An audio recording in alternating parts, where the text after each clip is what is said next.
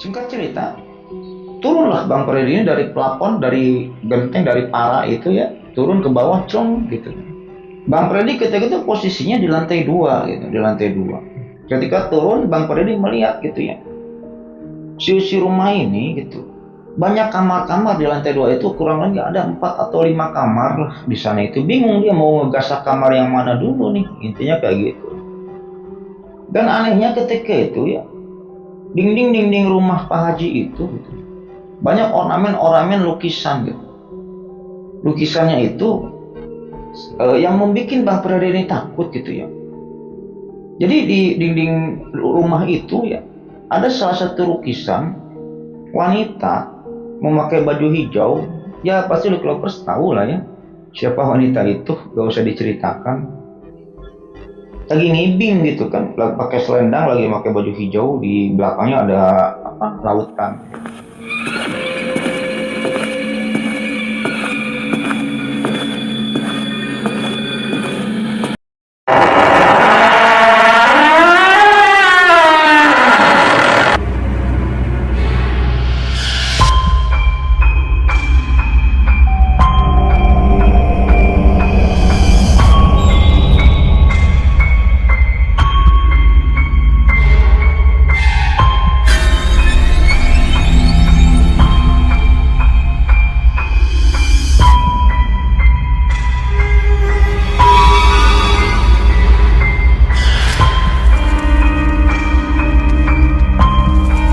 Assalamualaikum warahmatullahi wabarakatuh. Bismillahirrahmanirrahim. Alhamdulillahirrahmanirrahim. Wabinasta'inu ala umuri dunia waddin. Wassalatu wassalamu ala asrofil anbiya'i wal mursalin wa ala alihi washabihi ajma'in, amma ba'd. Oke, Likolopers, kembali lagi bersama saya Lucky Revolver. Pada video kali ini kembali saya akan menceritakan suatu kisah mistis atau horor ya. Yang dimana kejadian ini kembali saya akan angkat kisahnya si Bang Freddy. Ya mungkin yang belum mengetahui Bang Freddy ini siapa atau kisah yang terakhir gitu ya, Bang Freddy ini gimana kejadiannya, mungkin tonton di video kemarin ya, di video kemarin nanti akan saya tulis di deskripsi. Ya mungkin sebelum lanjut ke ceritanya, tak bosan-bosan saya mengingatkan kepada Lucky Lovers semua ya, jangan lupa like, comment, and subscribe. supaya apa? Supaya saya tambah bersemangat untuk membuat konten-konten selanjutnya gitu. Dan bagi Lovers semua atau penonton yang sedang menonton video ini yang sudah subscribe, saya banyak ucapkan terima kasih. Ya mudah-mudahan nama baik Lovers semua yang sudah subscribe dibalas kebaikannya oleh Allah Subhanahu wa taala berpuluh-puluh kali lipat, beratus-ratus kali lipat, beribu kali lipat, dan berjuta kali lipat. Oke, kita lanjut ke cerita. Jadi Lovers, kita kenalkan sedikit sosok dari Bang Freddy ini gitu ya. Jadi Bang Freddy ini residivis gitu loh. Residivis, spesialisnya ini pencuri motor dan pembobol rumah dulunya gitu. Tapi sekarang dia udah tobat. Kemarin waktu saya memposting video Bang Freddy itu, waktu dia bertemu kuntilanak lagi ngebobol rumah gitu. Banyak orang yang bertanya, ini benar gak Bang, ini ngarang, katanya ceritanya gini. Saya juga waktu mendengarkan cerita dari Bang Freddy ini sependapat gitu dengan developer semua gitu. Padahal dulu ngarang nggak gitu kan, nih cerita ini gini. Ya Bang, intinya gini lah, kenapa lu nggak takut gitu ya? Jadi intinya gini, kalau gua takut gua mati gitu. Ya iya, oke lah, posisinya kalau gua lagi nggak maling gitu, ketemu dengan kuntilanak, ya gua sih lari gitu. Tapi posisinya gue nih lagi maling gitu. Kalau gue lari, gue teriak-teriak, ya mati gue dikeluar masa, katanya kayak gitu. Dan banyak gitu ya kejadian-kejadian Bang Freddy ini. Ya bertemu makhluk halus lah pada saat dirinya ini melakukan kejahatan, intinya kayak gitu loh Klopus. Yang mungkin di sini akan saya ceritakan salah satu pengalamannya Bang Freddy lagi, yang dimana ketika itu gitu, Bang Freddy ini pernah membobol rumah gitu ya, tapi disinyalir di masyarakat sekitar gitu. Rumah itu adalah, ada orang pemilik rumah itu penganut pesugihan konon katanya. Walau alam itu benar atau enggaknya gitu ya. Tapi nanti kita terangkan versinya cerita Bang Freddy waktu dirinya ini masuk ke rumah itu dan menggasak isi rumah itu. Oke, kita mulai ceritanya. Jadi Bang Freddy ini tinggal di sebuah desa, di sebuah kecamatan yang ada di kota Karawang, gitu. Yang ada di kota Karawang. Di beda kecamatan, beda kecamatan nih, adalah sosok kaya raya, ya dijuluki Pak Haji kan. Karena dia udah naik haji, kayak gitu. Kejadian ini tahun 2000-an lah ya. Kejadian ini tahun 2000-an, tepatnya juga lupa. Bang Freddy ini tepatnya lupa, pokoknya tahun 2000-an. Bang Freddy ini lagi main-main ya ke kecamatan tersebut, kita rahasiakan aja. Ke kecamatan tersebut lagi main-main dengan grupnya gitu ya, grup pencuri gitu, grup pencuri motor, grup perampok dan lain sebagainya. Konon bergeng kayak gitu ya. Lagi main. Ada yang nyeletuk lah ya, temennya si Bang Freddy ini ada yang nyeletuk. Fred, kalau bisa kita bobol rumah Pak Haji itu yuk, katanya. Kita bobol rumah Pak Haji itu. Yang mana? Yang itu rumahnya cukup besar ketika itu ya. Ya udah siap, kapan? Siapa yang mau sama gua gitu kan, yang mau nemenin gua ngebobol rumah itu gitu. Gak ada yang berani. Ketika itu gak ada yang berani. Dan si Bang Freddy biasanya partnerannya itu anggaplah sama siapa ya? Anggap sama Ujang lah ya. Sama si Kang Ujang gitu, anggap aja gitu. Ini semua nama di sini sudah saya samarkan gitu. Jadi grupnya si Bang Freddy di kecamatan itu nggak ada yang berani ngebobol rumah haji itu. Kenapa nggak ada yang berani? Karena konon sempat beredar isu di masyarakat yang ada di sana itu haji ini itu menganut pesugihan. Takutnya gitu kan, ada apa-apa tanda kutip gitu kalau kita membobol rumah Pak Haji itu ya, takutnya kita mati atau gimana gitu kan. Intinya kayak gitulah. Bang Freddy kan orangnya nekat. Kalau si Bang Freddy orangnya nekat. Hanya si Bang Freddy ini ngomong ke si Ujang gitu, Ujang lu berani gak nemenin gua lagi? Biasa lu tunggu di luar katanya. Siap aja gua Fred katanya kan. Yaudahlah, singkat cerita hari H pun tiba. Biasa ya, sebelum melakukan kejahatannya atau pembobolan rumah itu, biasa Bang Freddy ini selalu bertanya-tanya dulu ke guru spiritualnya gitu. Dia punya guru spiritual gitu. Nah ketika itu ya udah Fred, untuk hari ini cocok katanya, kata guru spiritualnya itu, untuk hari ini cocok kamu melakukan aksi katanya. Ya udah gak apa-apa, berangkatlah ya, nyari info. Intinya udah dapat info lah ya dari teman-temannya si Bang Freddy yang ada di sana gitu. Aman lah gitu, rumah ini kosong. Jadi si orang ini, si pemilik rumah ini suka keluar gitu, 2 hari 3 hari gitu. Udah terkenal orangnya kaya tapi kerjaannya ini nggak jelas gitu, katanya kayak gitu. Nah masyarakat di sana itu yang mempercayai bahwa si Pak Haji ini melakukan pesugihan. Konon katanya kayak gitu. Ketika itu cuaca gerimis. Cuaca ini gerimis. Bang Freddy biasa dengan si Ujang naik motor. Setelah sampai, Ujang pun biasa nunggu di luar rumah. Jadi takutnya ada apa-apa gitu kan, Bang Freddy kesergap atau apa gitu, si Ujang langsung bisa cabut gitu kan dengan Bang Freddy pakai sepeda motornya itu. Dan jaga-jaga juga gitu kan, takut ada orang yang masuk gitu. Bang Freddy selalu sendiri lah ya untuk melakukan aksinya itu. Biasa Bang Freddy ini lagi gerimis-gerimis kayak gitu, biasa ya naiknya lewat plafon.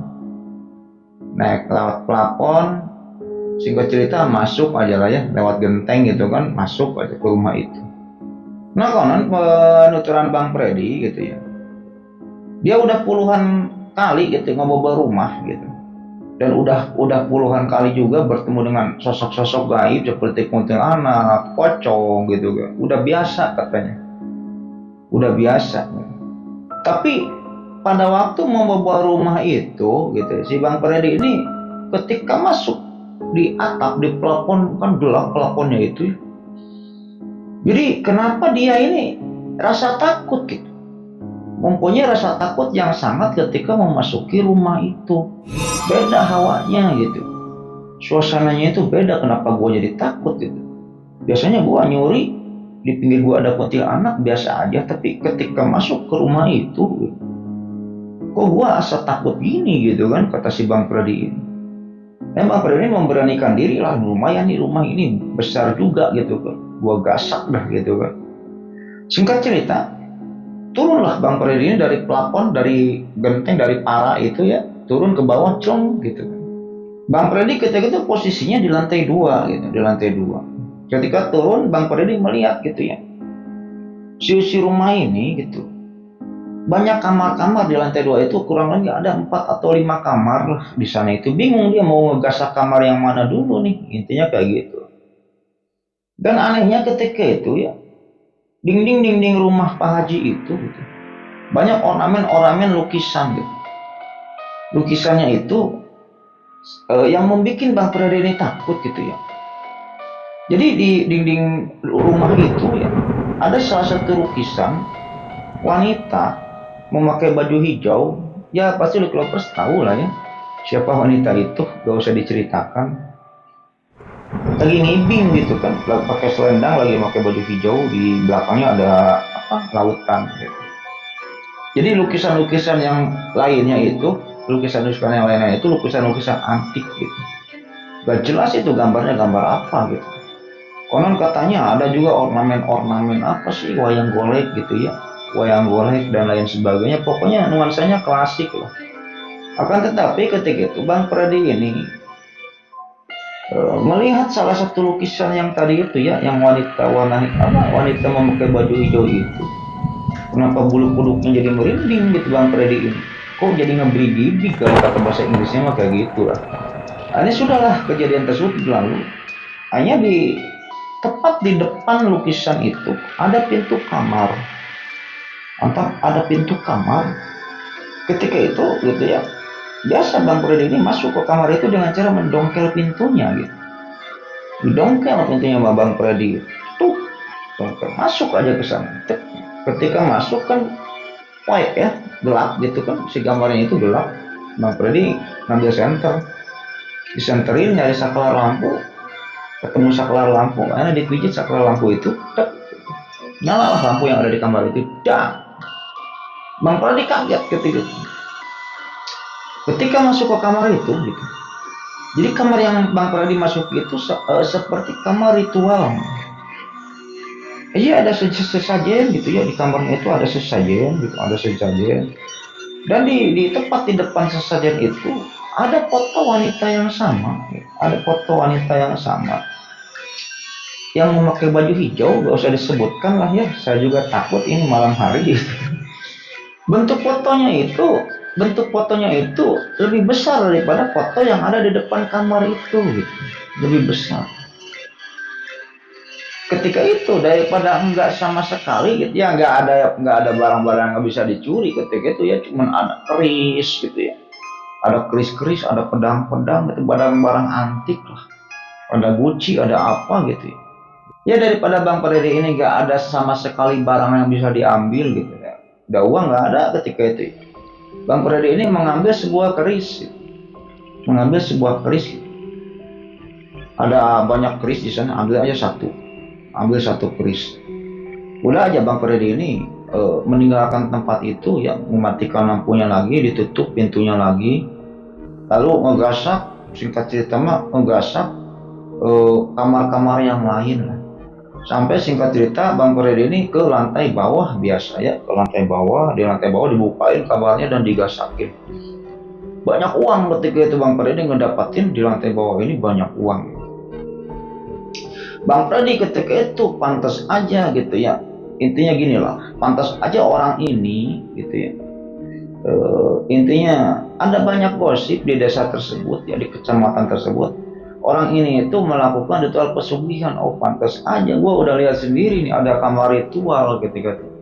Sama Bang Freddy ketika itu, gue ambil kerisnya satu, dia ambil kerisnya satu. Singkat cerita saja digasakin lah kamar-kamar yang ada di lantai bawah ya. Biasa ada arloji digasakin, ada handphone digasakin, ada uang digasakin gitu. Nah ketika Bang Freddy ini asik-asik menggasak gitu ya, menggasak barang-barang yang ada di rumah itu, kegiatan Bang Freddy ini terhenti gitu. Kegiatan Bang Freddy ini terhenti karena apa? Karena ketika itu Bang Freddy ini mendengar suara apa sih ya? Nyanyi gitu, suara nyanyi. Bukan nyanyi, apa sih kalau nyanyi Jawa itu apa sih? Ya suara seorang wanita yang menyenandungkan lagu Jawa. Padahal di wilayah itu, di wilayah desa itu, sepengetahuan Bang Pradi nggak ada yang bisa bahasa Jawa. Tanah pihing siang ratri Tapi Bang Pradi ketika di kamar itu gitu, Bang Pradi ini mendengar suara wanita yang menyandungkan gitu, menyanyikan lagu Jawa, menyenandungkan lagu Jawa. Gak tahu lagunya lagu apa. Bang Pradi pun terhenti ketika itu. Konon katanya gitu ya, mendengar suara nyanyian itu, ini Bang Pradi sangat ketakutan sekali gitu. Bang Pradi ketika itu gak ada rasa takut sama setan gitu, sama jin, sama juri, gak ada rasa takut lah. Pocong aja diancam gitu, diajakin berantem gitu. Tapi ketika Bang Pradi ini masuk ke rumah itu hawanya beda. Apalagi ketika itu Bang Pradi mendengar suara senandung Jawa gitu.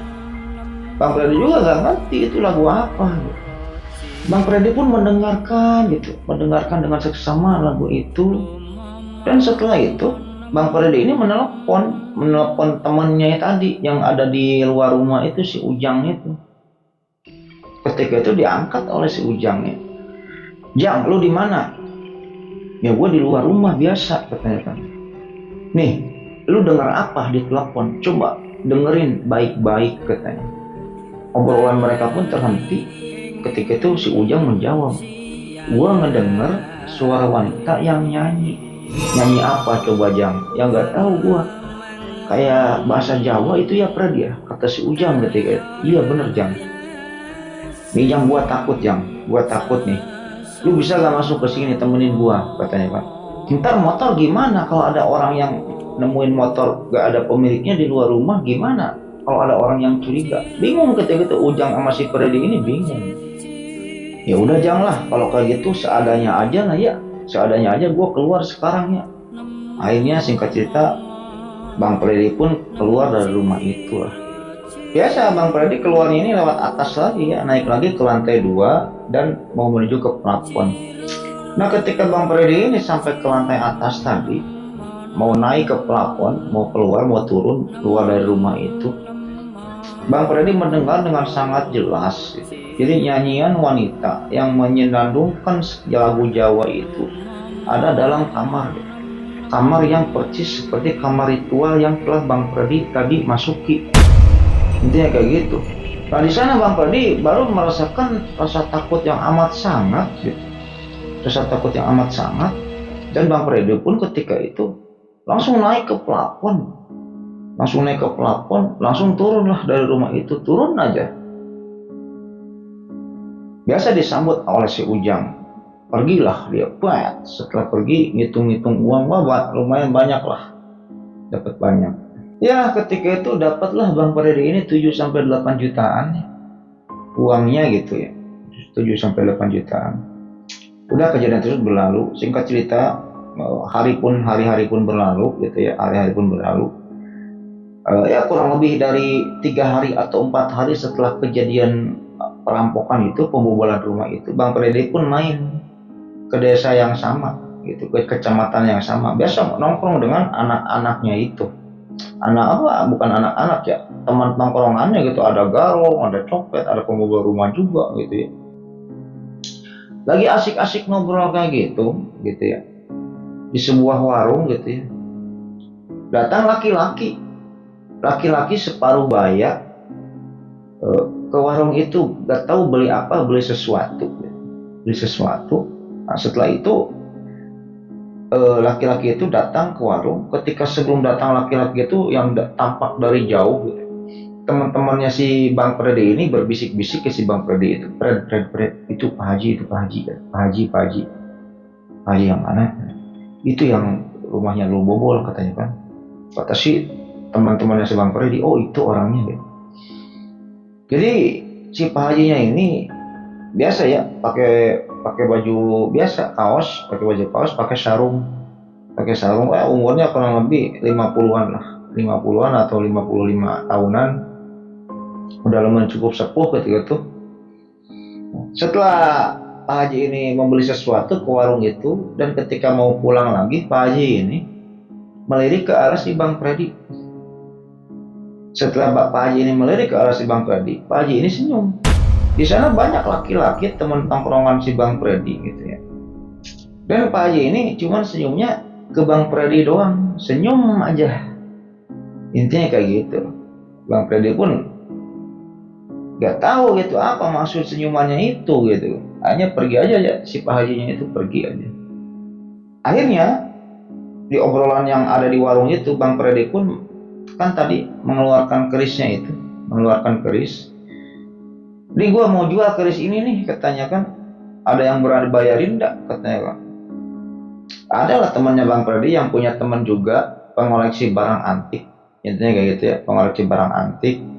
Singkat cerita aja, kerisnya Bang Freddy ini laku terjual lah.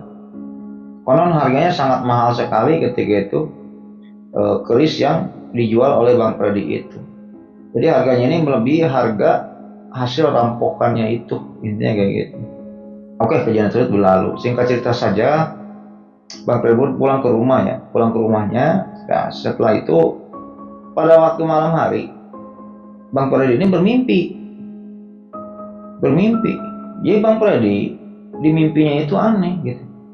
Bang Freddy ini ada di sebuah istana gitu. Jadi gini, istana itu ada di laut. Istana itu ada di dalam laut. Bang Freddy ini ada di istana itu. Tapi anehnya Bang Freddy bisa napas lah kayak gitu. Bisa napas atau berarti kelelep tapi di dalam laut gitu si istananya itu. Tapi Bang Freddy keadaannya bisa napas di mimpinya itu. Tapi seolah-olah mimpi itu nyata katanya.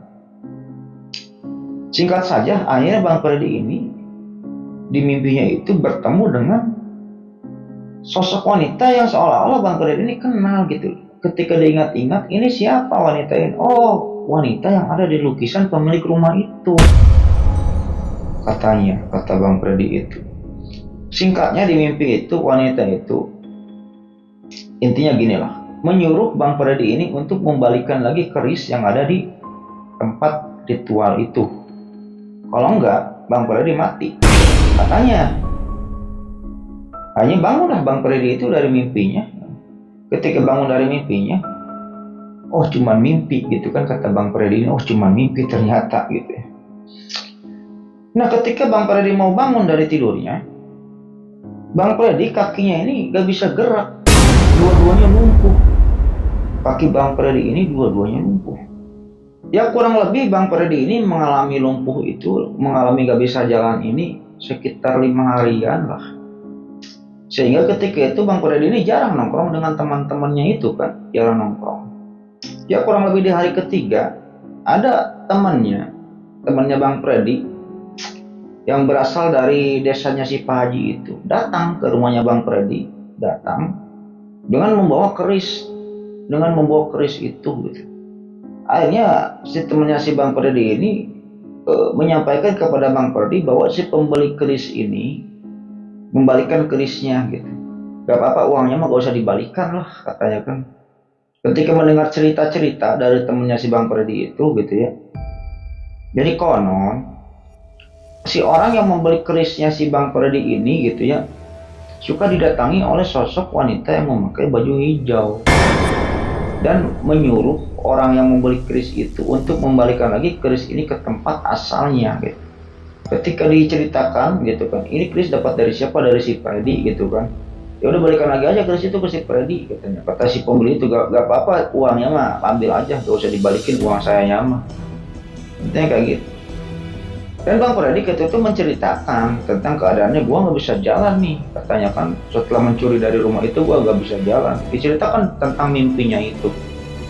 Hanya si Bang Freddy ini datang ke guru spiritualnya itu ya, datang dengan dipanggu gitu ya, digotong, datang diceritakan cerita Bang Freddy itu, bahwa Bang Freddy ini telah menggasak gitu rumah gitu, dan mengambil keris ini, dan keadaannya sekarang tidak bisa berjalan. Akhirnya guru spiritualnya Bang Freddy ini ya intinya membeberkan bahwa si pemilik rumah itu adalah pelaku pesugihan, dan kamu cepat balikan lagi keris ini ke pemilik rumah itu gitu.